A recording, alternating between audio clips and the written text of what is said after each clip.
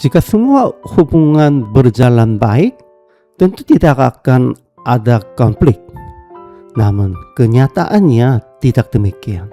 Dalam kehidupan, ada orang-orang yang kita sukai, ada yang tidak kita sukai, dan ada pula yang membuat kita merasa tidak nyaman.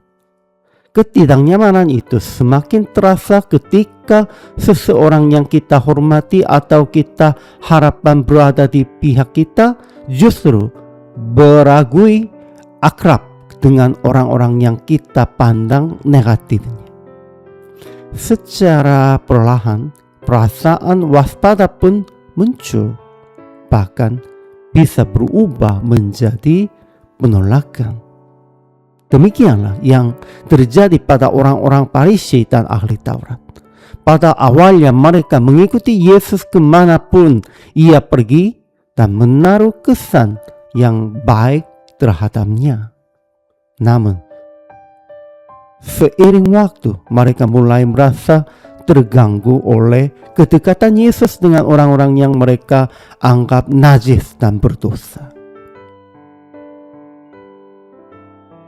Ketika Yesus mengajar orang banyak di tepi danau, ia melihat Lewi, anak Alfeus, duduk di rumah cukai.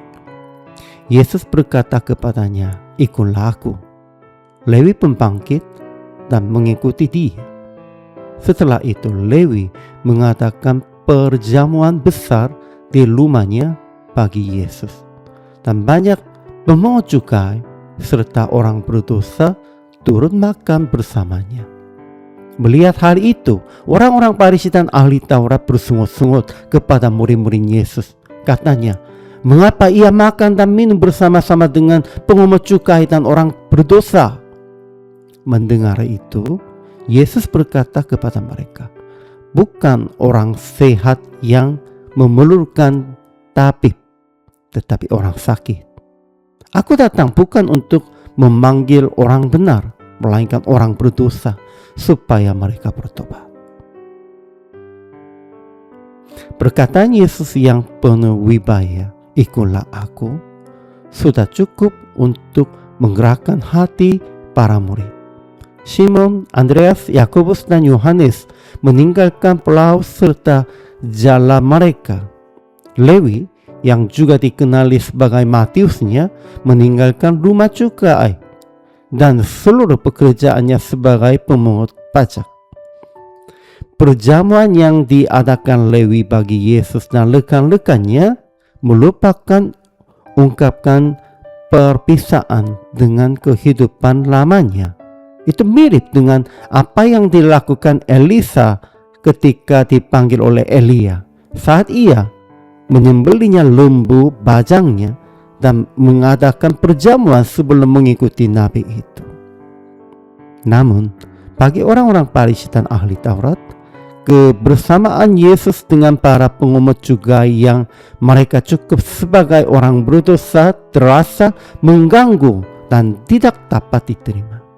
Karena itu mereka mengkritik dan menolaknya.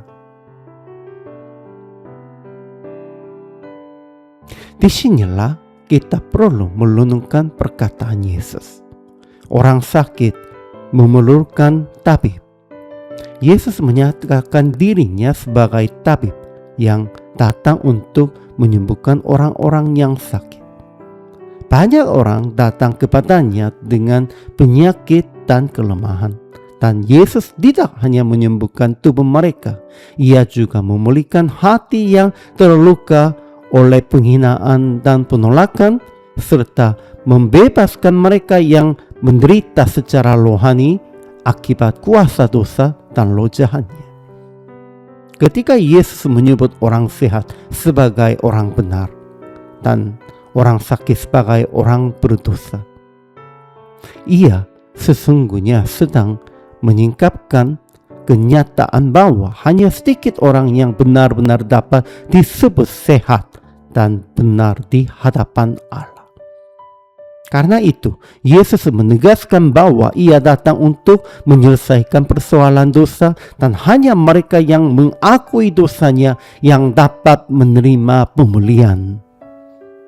Maka, daripada merasa aman dalam anggapan bahwa hidup iman kita sudah baik, mengakui bahwa kita pun adalah orang berdosa merupakan langkah pertama untuk berjalan bersama Tuhan dan mengalami kasih karunia-Nya.